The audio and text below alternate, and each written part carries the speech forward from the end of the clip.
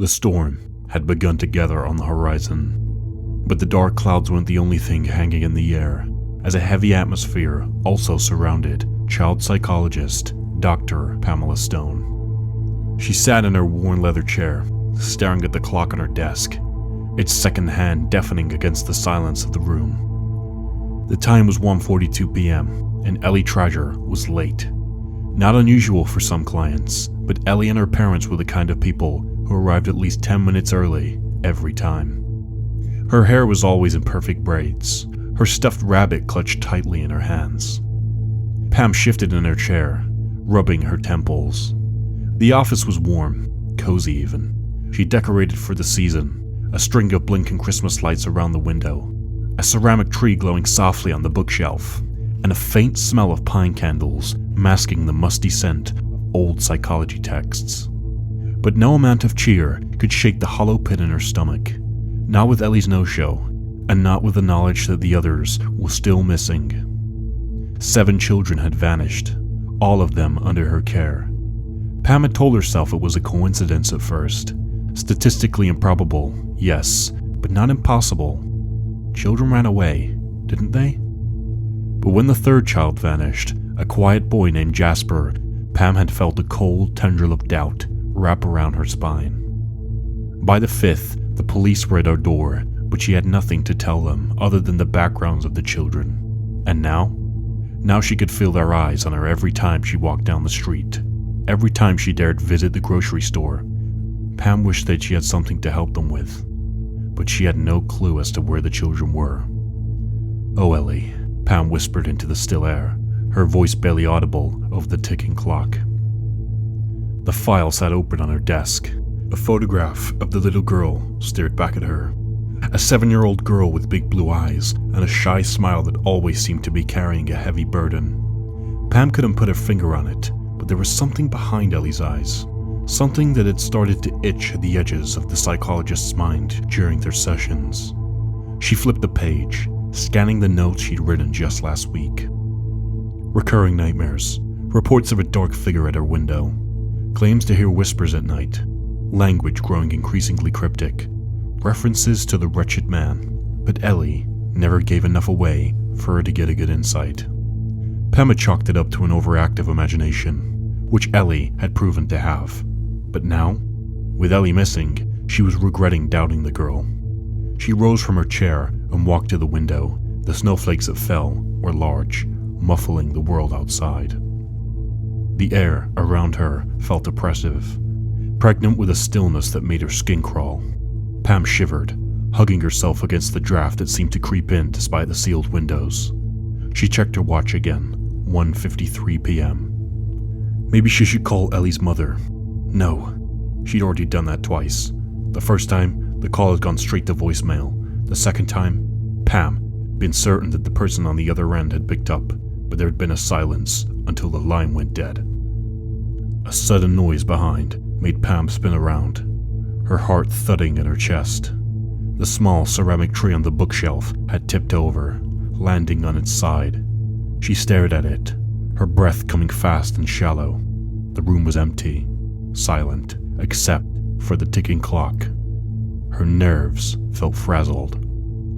Pam walked over to the tree, her hand trembling slightly as she set it upright. She turned back to her desk, intending to grab her phone and call the police. Maybe they wouldn't take her seriously, but Ellie was just a child. The phone rang, shattering the silence like a scream. Pam froze, her hand hovering inches above her handset. The number on the display was unlisted. "Hello?" she said, her voice shaking as she answered. For a moment there was nothing, just static. Then, faintly, a woman's voice came through.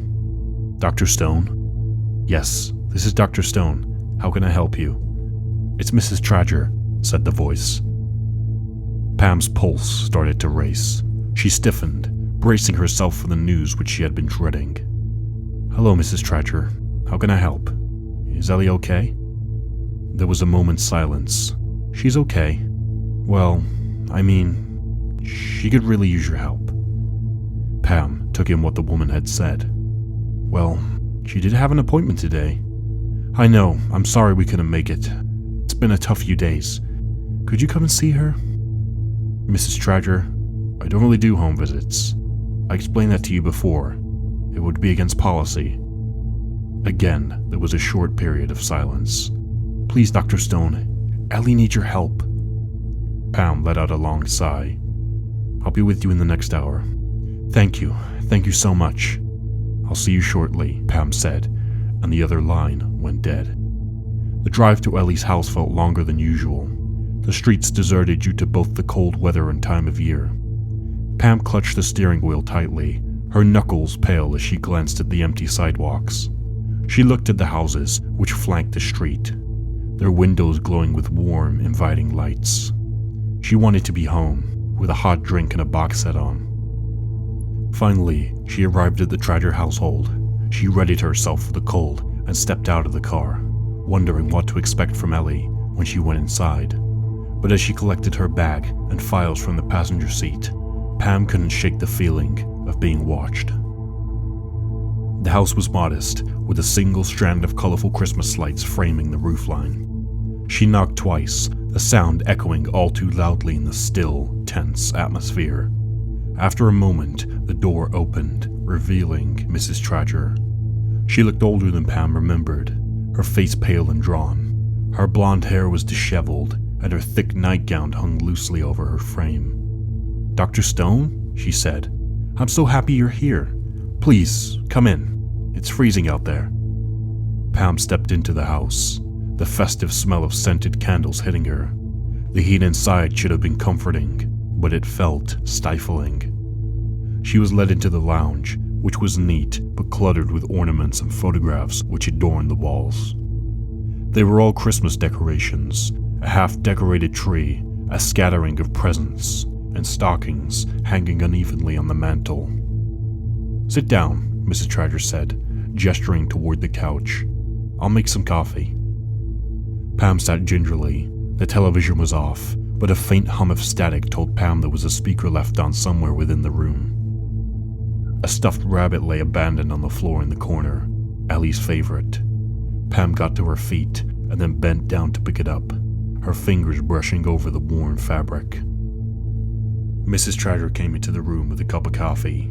Pam took it and placed it on a small side table next to where she sat. She looked up to see Mrs. Tradger staring at her in a manner which immediately put her on guard. Is everything okay? Pam asked. Mrs. Tradger gave a short, sharp laugh. Okay? She asked, the word brittle in her mouth. She walked to a chair opposite Pam and sank into it. Her movements seemed somewhat twitchy. No, Dr. Stone, everything's not okay. Nothing has been okay for a while now. Pam studied the woman for a second. What do you mean? Mrs. Tradger rubbed her temples, her hands trembling. Ellie's being different. She used to be such a quiet girl, you know?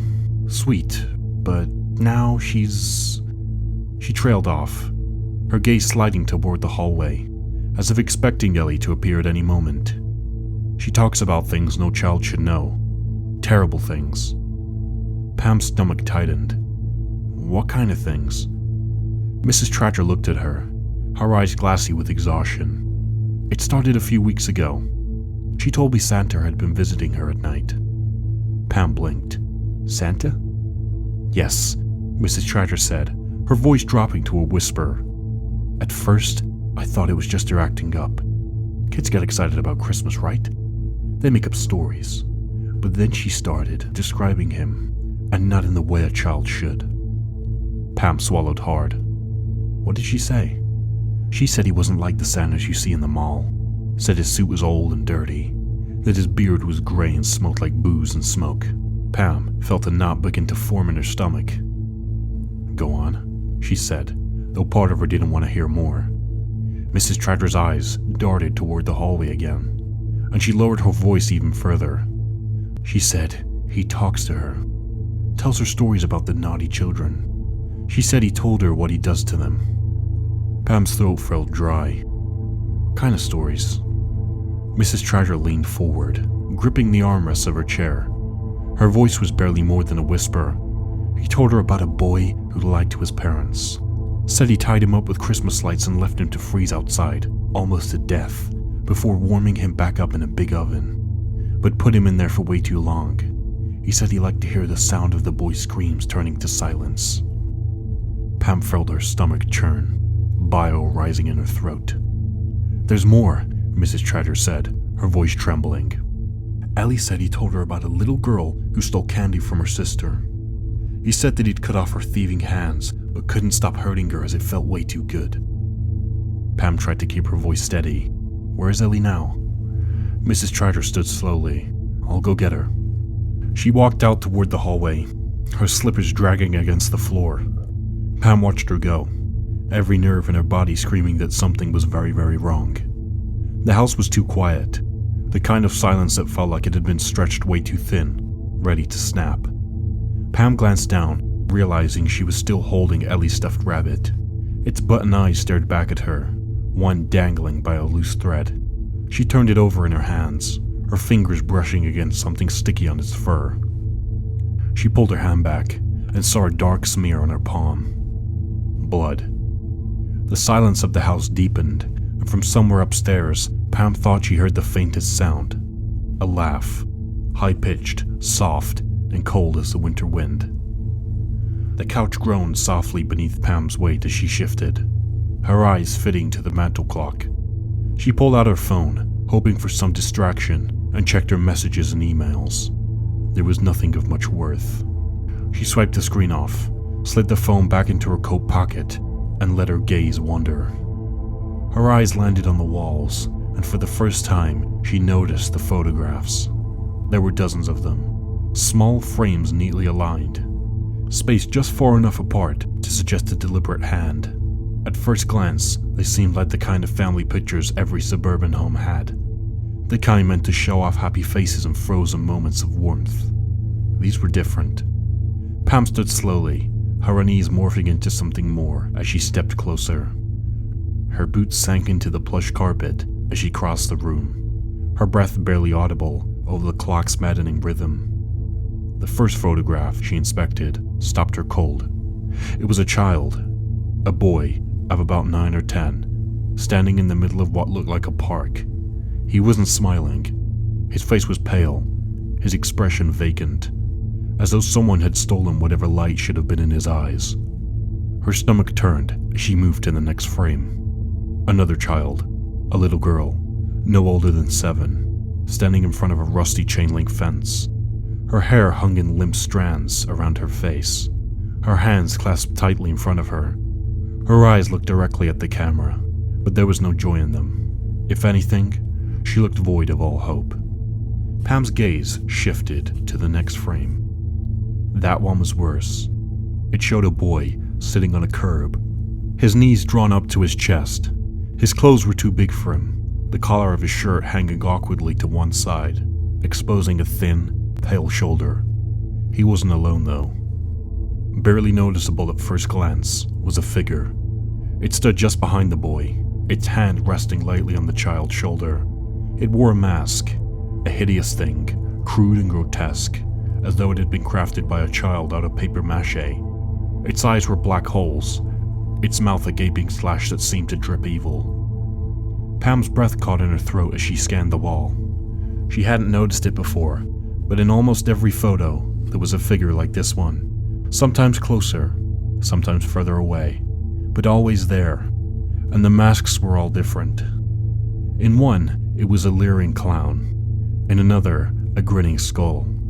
In yet another, something that resembled the twisted face of an animal, a wolf or a dog, but wrong, distorted, feral. None of the children were smiling. All looked as though they knew their fate had been sealed. Pam took a step back, her heart hammering in her chest. The carpet beneath her felt unsteady, as though the ground itself might give way. She turned, her eyes darting to the door. Mrs. Treasure had yet to return. The urge to call out rose in Pam's throat, but she swallowed it back. The house felt bad. It had felt off the moment she walked in, and now it was suffocating. She looked at the pictures again. The children's eyes seemed to follow her now, accusing her and pleading all at once.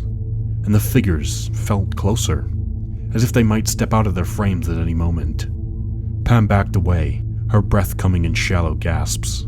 Her hand brushed the armrest of the couch, and she gripped it tightly, grounding herself. Pam stood frozen in the living room, her pulse thrumming in her ears. Her feet felt glued to the carpet. Her fingers still curled around the edge of the couch, as though letting go might send her tumbling into some unseen abyss. The photos on the wall loomed over her, the lifeless faces of the children, and their masked shadows seeming to press closer, tighter, like they were crowding her into a corner. And then the music started. It wasn't a gradual hum, it came on all at once, loud, sharp, and jarring. A Christmas song decked the halls, blasting out from a speaker in the corner. The cheerful tune twisted the room's silence into something unbearable. Pam jumped, her nerves shredded. She turned sharply, her eyes finding the speaker. The music was both tinny and distorted. Pam's mouth was dry. She took a step toward it, and then, just as suddenly as it had begun, the music stopped. The silence that followed was worse, and then Ellie's voice came through. "I'm here," the little girl said, her voice cracking through the speaker. It wasn't quite right, faintly mechanical, the vowels stretched in places where they shouldn't have been. "Come find me, Dr. Stone, please, I need your help." Pam felt the blood drain from her face as the words settled into the room, lingering in the air like a fog that refused to lift. She stared at the speaker. Was it a recording? A trick? Or was it Ellie? She shook her head and forced her feet to move, one step at a time. "Ellie?" she called, her voice breaking against the walls. "Ellie, where are you?" No response. She moved into the hallway, every step an effort. The house seemed darker now, the warm light from the living room fading into shadows that crawled up the walls and clung to the ceiling. The air felt colder too, though she couldn't be sure if that was real or just her body turning against her. Her eyes flicked to the kitchen at the end of the hallway. The faint glow of the stove light spilled out into the corridor, inviting, almost safe. She was halfway there when the sound of a door creaking open made her stop dead in her tracks. The noise came from behind her, a slow, deliberate groan of heavy wood on rusty hinges, like the house itself was waking up. Pam turned. Her breath came in short, shallow gasps as her eyes darted back toward the hallway. One of the doors that had been firmly shut just moments ago now stood ajar. It wasn't wide open, just enough to reveal a sliver of darkness beyond it. The kind of darkness that seemed to stare back at you. She swallowed hard, her throat dry. "Ellie?" she called again, her voice quieter this time, almost a whisper. The sound barely carried, swallowed by the oppressive stillness of the house. The door didn't move. Nothing moved. Pam's legs felt like lead as she took a step toward it, then another. Her fingers brushed against the wall for balance, the textured wallpaper rough beneath her trembling hand. She reached the door and stopped, staring into the narrow gap. The darkness beyond was thick, almost solid, as if the room on the other side had been hollowed out and filled with ink. She pushed the door open a little further, the hinges groaning louder this time, like they were protesting her intrusion. The space beyond revealed itself inch by inch, a staircase leading downward, steep and narrow, disappearing into the dark depths of what must have been the basement. Pam hesitated at the top of the stairs, her instincts screaming at her to turn around, to leave, to get out of this house and never come back. But Ellie's voice echoed in her mind. "I need your help." She reached for the wall, her hand fumbling for a light switch. Her fingers found nothing but crumbling, cold plaster. The darkness at the bottom of the stairs seemed to ripple, shifting like a living thing. Pam's breath quickened. For a moment, she thought she had heard something, a faint shuffling, the sound of feet moving across concrete. And then Ellie's voice came again, this time from the depths below. "Dr. Stone, I'm down here. Please, it hurts." It was quieter now, more distant, but still undeniably Ellie. Pam's stomach twitched. She was so scared she felt the urge to vomit. Her body refused to move, her feet planted firmly at the top of the stairs. She gripped the edge of the door frame for support, her knuckles white. And then she saw a faint glimmer of light, deep at the bottom of the stairs. Pam's mouth went dry. The air felt colder now, sharper, biting at her skin. The flickering light grew brighter for a moment, illuminating the outline of something tall and thin, standing just beyond the staircase. Its edges were indistinct. "Ellie?" she whispered again, her voice trembling. From the darkness came a sound that wasn't Ellie's voice. A soft, rasping chuckle, low and deliberate, curling up the staircase like a black smoke. Pam lingered at the top of the stairs, her body frozen in place while her mind screamed at her to turn around, to leave the house and never look back. But she didn't move. She couldn't. The light from below flickered like a sickly pulse, barely illuminating the steep, narrow steps descending into the dark. The air wafting up was damp and cold, carrying with it the faint smell of mildew and something else, something horrible, like meat left too long in the fridge. She took one step, then another, her hand trailing along the rough wall as if it might anchor her to reality. The flickering light grew brighter as she descended, though it did little to chase away the shadows that swallowed the edges of the narrow staircase. Her footfalls echoed faintly, a soft thud, thud, thud that seemed impossibly loud against the suffocating silence. The music started then, faint and eerie, as if someone had cranked up an ancient record player somewhere in the dark. A slow, warped rendition of Silent Night drifted up to meet her, the notes bending and warping in ways that made her teeth ache. Her brother's voice echoed in her head, sharp and clear. "You're crazy for not carrying it, Pam. This world's not safe for women, let alone ones who spend all their time poking around in people's darkness." He'd been so insistent when he gave her the pistol. Small enough to fit in a purse, but loaded with enough firepower to make someone think twice. She'd refused, of course. A therapist with a gun? What kind of message would that send?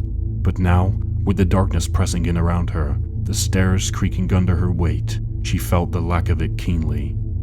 Her fingers flexed instinctively, aching for the weight of the cold steel. She reached the bottom step and stopped, her boots landing on the smooth, damp surface of the basement floor.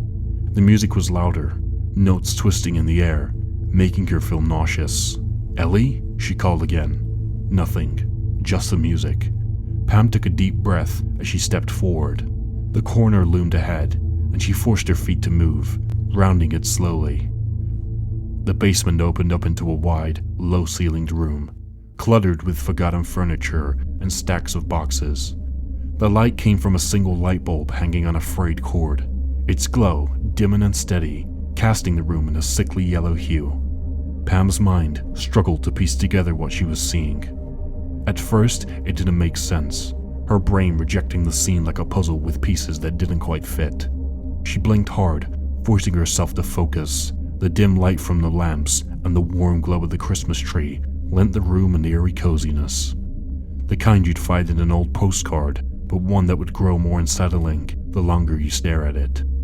The chairs were arranged in a small, perfect circle, their wooden backs worn smooth with age. In two of them sat a man and a woman. They were dressed as Mr. and Mrs. Santa Claus, but their costumes were odd, faded red velvet and slightly threadbare, like they'd been plucked from a trunk in some forgotten attic. They wore masks, not cheerful ones, but pale, blank faces with hollowed-out eyes and mouths frozen in small, tight smiles, and they sat utterly still. On the other chairs, small figures sat hunched, their bodies draped in green and red fabric. The elves, if that's what they were grotesque, their costumes stitched together from mismatched scraps, their shapes too small, too thin. Their faces were hidden in the shadows cast by the Christmas lights. One chair was empty, its position in the circle felt deliberate, the seat angled slightly toward her, like it was waiting. And then Ellie's voice came, soft and childlike, but it seemed to come from everywhere at once, echoing in the close, suffocating room.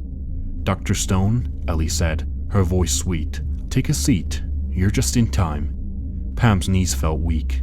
She swallowed hard, her lips trembling. "Ellie?" she called, her voice breaking. "Where are you? Come out so I can see you." No response. Pam turned back toward the circle. The empty chair seemed to beckon her, and though every instinct screamed at her to leave, to run, she found her feet moving forward, one slow, unsteady step at a time. She glanced at the man and the woman as she approached. Their masks didn't move, but their heads turned ever so slightly, following her with an unnatural precision. The elves remained still, their small, crooked forms like stuffed toys slumped in their seats. Pam's breath hitched as she reached the empty chair. She hesitated for a moment, her hand brushing against its smooth wooden back. Her mind raced, filled with 1,000 unanswered questions. She lowered herself into the chair, her legs shaking, and felt the hard wood press into her back. The circle seemed to close around her, the dim light drawing her into its center. She sat frozen, her hands gripping the wooden edges of the seat, unable to tear her eyes away from the masked figures in front of her, who simply watched her in silence. Pam's eyes darted from one to the other. Even through the pale masks, their identities were undeniable now. The slight hunch of the woman's shoulders, the fine strands of blonde hair curling down from behind the mask. Ellie's mother. And the man, his broad chest, round stomach, and thick-fingered hands resting on the arms of his chair. Ellie's father. "Where is she?" Pam demanded, her voice sharp, edged with panic. "What is going on here? What kind of sick game are you guys playing?" The two figures didn't move, didn't speak. They sat unnervingly still. The silence pressed down on Pam, a suffocating weight. Her gaze flicked to the Christmas tree, its soft lights casting the warped figures of the elves into jagged shadows on the walls. The smell, the reek of the room, was thicker now, sitting in the back of her throat. It was then that Santa moved, slow, deliberate. He leaned forward, his gloved hands landing on a box that had been sitting at his feet. It wasn't large, maybe big enough to house a gaming console. It was wrapped in a festive pink paper and tied with a thick red ribbon. He pushed it across the floor toward her, the scraping sound of cardboard against concrete making Pam flinch. When the box stopped at her feet, he raised his hands in a theatrical gesture, palms up, as if to say, "There you go, all yours." Then he lowered them, folding them neatly in his lap. Pam looked at the box, then back at the masked figures. Neither moved. They simply stared. "What is this?" Pam whispered, her throat dry. "What's in the box?" The figures didn't answer. She looked to her right, toward the nearest elf. It was propped up awkwardly, its tiny body somewhat slumped, as if it had been placed there hastily. The smell was stronger here, sickly, sweet, putrid. Pam's stomach churned as she reached out, her fingers trembling. Her hand brushed the elf's hat. The fabric was damp, greasy. She hesitated for a moment, then tugged it off. Oily dark hair spilled out, plastered to a pale, shrunken face. The truth slammed into Pam like a freight train. She shifted back, the hat still clutched in her hand. It wasn't an elf at all. It was a child. A child dressed in a cheap costume, its lifeless head lolling to one side. The face was gaunt, the skin waxy and mottled. The lips parted slightly as if frozen mid-scream. Pam turned, her gaze snapping to the other elves, all slumped in their chairs, their small, stiff bodies grotesquely posed. 7 missing children. Her vision blurred with tears as she turned back to the box, her knees pressing into the cold floor as her shaking hands reached out for the ribbon. The room seemed to close in around her, the air thick and heavy. She tugged at the ribbon, her fingers fumbling. It came undone with an awful softness, the red silk slithering to the floor. Pam hesitated, her breathing shallow and rapid. She glanced up at the two figures, her voice breaking as she whispered, "Please, tell me this isn't..." They didn't respond. They just sat there, staring. Pam turned back to the box. Slowly, she lifted the lid. Her scream ripped through the room, raw and primal, echoing off the concrete walls and rising above the faint hum of the Christmas lights. Inside the box was Ellie, or what remained of her. They had somewhat folded her small body in on itself, her arms bent unnaturally, her legs broken, twisted and tucked beneath her torso. Her face stared up at Pam, her once bright blue eyes dull and lifeless. Ellie's head rested at an angle that defied anatomy, her hair matted and streaked with something dark. Her small hands were crossed over her chest, clutching a candy cane, its red and white stripes smeared with blood. Somewhere outside, the tune of the carol singers moved within the wind, the first notes of silent night drifting through the falling snow.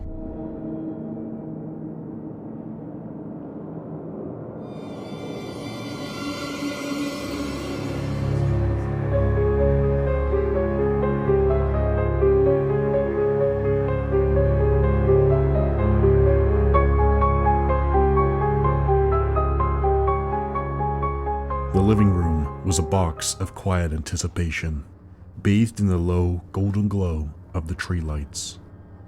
Jake held his breath as he stepped slowly across the carpet, one sock-covered foot carefully planted in front of the other.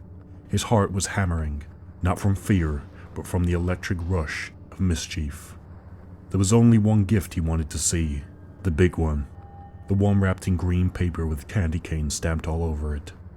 He had been staring at the gift for the past week, and although he was 99% sure what it was, he still wasn't completely certain, and that small bit of mystery was driving him insane. He asked for a new gaming console this year, and the size of that box? Perfect. It had to be the one. If it wasn't, then his parents had hell to pay, and he would make sure their Christmas was well and truly ruined. Jake dropped to his knees, glancing over his shoulder to make sure the coast was clear. His parents were asleep upstairs, snoring after too many drinks.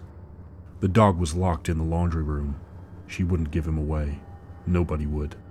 He reached out, his fingers trembling slightly as they brushed the edge of the green paper. Just a little peek. He pinched the edge and pulled gently. The tape lifted, releasing with a soft shh sound. "You know," a deep voice said, "curiosity killed the cat." Jake froze, his breath caught in his throat. Slowly, as if he were moving underwater, he turned his head. The chair by the fire wasn't empty anymore. He hadn't even heard him come in, hadn't seen the flicker of movement or caught the creak of the floorboards. But there he sat. He was bigger than Jake's dad, his shoulders exceptionally broad. His red coat was thick and fur-lined, the color deeper and richer than anything Jake had seen before, to the point of almost hurting the boy's eyes as his pupils tried to register the depth of the color. A wide black belt circled the man's middle, the buckle gleaming. In one hand, he held the brandy Jake's dad had left on the coffee table earlier that evening. He sipped it casually, his lips curling into a smile beneath his snowy beard. His other hand rested on a massive red sack slumped at his feet, its fabric bulging with both rounded and sharp shapes. Jake's eyes went wide. He moved back on his hands and heels until he bumped the base of the tree, which shivered and chimed as the ornaments rattled against each other. "Looks like someone's being a naughty boy," the man said, his voice rich and deep. He set the brandy glass on the small side table and leant forward, resting his elbows on his knees. His eyes gleamed, and Jake realized they weren't soft and kind like the jovial Santas he'd seen in the mall. These eyes were sharp, calculating, clever. "Not really," Jake replied. "I just need to know what present that is." "But you aren't meant to know," the big man replied. "That's the whole point." He smiled as he gazed at the 11-year-old boy in front of him. He reached down and patted the red sack at his feet. "I have my special sack with me. Whether or not you deserve its blessing, I'm not so sure. I've got a list, you know. Naughty and nice. And your name's been on the naughty side a few times this year. In fact, more than a few." Jake smirked. "I'm a kid. We're all naughty at some time or another. The ones that aren't are either tryhards or retarded, and I don't identify as either of those." The man in the red suit studied the boy for a moment, then rubbed a hand through his long white beard. "That's quite the mouth you've got for a boy so young." Jake let out a short laugh. "I'm the smartest in my class. I'm also the biggest and the strongest. My dad is a big man, like a wrestler. Maybe not quite as big as you, but still, it means I'm gonna be big too. I'm also the hottest kid in school. I get all the girls, so whether you bless me with that red bag of yours or not, my future is looking pretty goddamn rosy." The big man watched the boy for a few moments, before bursting into laughter. Jake looked on, unimpressed. "I don't think I've stumbled across one like you before. That confidence is to be admired," the man said. "My dad always tells me I'm better than most of the deadbeats I have to go to school with. I'm gonna go on to be a somebody." The bearded man nodded. "Is that so? Well, Jake, I have a question for you." "What question?" Jake asked. "How naughty have you been this year? On a scale of 1 to 10. "Geez, Santa," Jake said, rolling his eyes. "What's with all these lame-ass questions?" Again, the big man laughed at the boy's confident retort. "You really are one of a kind, young man." "That's right, I really am," Jake said. "I guess a lot of kids would be scared of you if they found you in their home." "But you aren't afraid, right?" the big man asked. "Afraid of what? I mean, what are you gonna do?" Jake scoffed. "Not give me one of those presents from that bag of yours? Do you really think I give a shit? They're probably lame anyway. My mom and dad get me everything I want, because they know I deserve it. I'm the best son they could ask for. They are lucky to have me, so they know they have to get me what I ask for. Otherwise, I'll make their lives totally fucking miserable. So like I said, what are you gonna do?" The big man said nothing, but Jake was not quite finished. "What is it you even do anyway, Santa? It's not like you buy the things kids have. Our parents get them. And that's why some kids, whose parents don't give a shit about them, don't get anything. So where are you then? Where are you with those poor kids who haven't got anything on Christmas morning? You aren't there because you have no powers. You don't actually do anything. You're pointless." The man in the armchair didn't give anything away for a few moments, and then an expression appeared on his face which suggested he was impressed by the boy's rant. "That's a good question, Jake. One that is very difficult to answer, and I'm far too busy tonight to go into it. So instead, why don't you tell me about Frankie Lopez?" The boy's face changed, if just for a second, his confidence momentarily shaken. "What about him?" Jake asked. "You know him?" "So what if I did?" Jake replied. "Ah, that's the key word, isn't it, Jake? Did. So where is he now?" "How the hell should I know?" Jake replied, his cold demeanor faltering a little. "Tell me about him," the man said. Jake eyed the man in front of him, his small beady pupils burning into the older man's. He then took a deep breath. "Frankie Lopez, aka Slopey, was an ugly, dumb, fat Mexican. You should know that, being Santa and all. Do you actually have any powers at all?" "I know Frankie Lopez," the man replied, "but I wouldn't have described him like that. I'd have said he was a kind, warm-hearted individual who had a big appetite and a below-average IQ. Jake snickered. "Well, that's because you're soft. Anyway, he's dead now, so it doesn't matter." "And how did he die?" the man asked. "He fell in the river and drowned. He was never going to float, was he, the fat fuck?" The big man raised his hand and gestured the boy to stop mid-curse. "He didn't fall in the river, did he, Jake? He jumped in. And do you know why he jumped in?" "Because they had a lower-than-average IQ?" the boy said with a sly smile. The big man watched him, giving nothing away. He then continued. "He jumped in because you had made it your sole aim to make his life a living hell. The beatings, the humiliation, using intimidation to turn everyone against him. It was non-stop. Stealing his lunch, taking his money, but still beating him even when he gave it to you. You even crapped in his school bag." Jake took a deep breath, and for a moment his expression was one of regret. "I'd like to say I'm sorry," Jake started. "But I'm not. He's gone, and that's just one less fat retard for us to put up with at school, and one less Mexican for you to deliver your shitty presents to, Santa. I will say that was one of the best dumps I've ever had." Jake then rubbed his stomach and smiled. The big man's expression turned from serious to sad, which brought an even bigger smile to the boy in front of him. After a long sigh, the man spoke. "And that awful little attitude is why I'm here, Jake, because this is the time of year where naughty children get punished." "Yeah, well, like I said, what are you gonna do? You can't hurt me. Santa can't hurt kids. We all know that. So really, apart from not letting me have anything from your crappy sack of toys, you can't do shit, can you?" Once again, the man watched the boy for a few seconds. "You know, Jake, I really wasn't expecting you to be so smart. And you're right. Santa doesn't hurt children. It's against the spirit of Christmas and everything the season of good will stand for." "Well, there you go then," Jake said with a smug grin. The man then leant forward and beckoned him closer with a wave of the hand. Wanted to hear what the defeated mythical man had to say, Jake stepped toward him. "But do you know who could punish naughty children?" the man asked. Jake didn't reply. He simply watched and waited for the answer. "Me." And in an instant, it all became clear. The dirt on the boots, the stained teeth. It had never been Santa Claus. The man reached out and grabbed Jake, and the boy saw that the man's arms were black and mottled. Claws shot out through the material of the white gloves the creature in front of him was wearing. He grabbed the boy by the hair, and with his other hand, flicked the bag open. The bag started to move, and as Jake was pulled toward it, he could see it seemed to contain red, bloodied meat. He then felt his body being forced to bend in ways it had never meant to be, screaming for his parents and begging for his life. Jake was shoved into the bag with inhuman force, and he saw the infinite number of small, crushed, writhing bodies, a never-ending tower of flesh. He was forced towards it, the clothes falling from his body as he took his eternal place amongst the naughty list.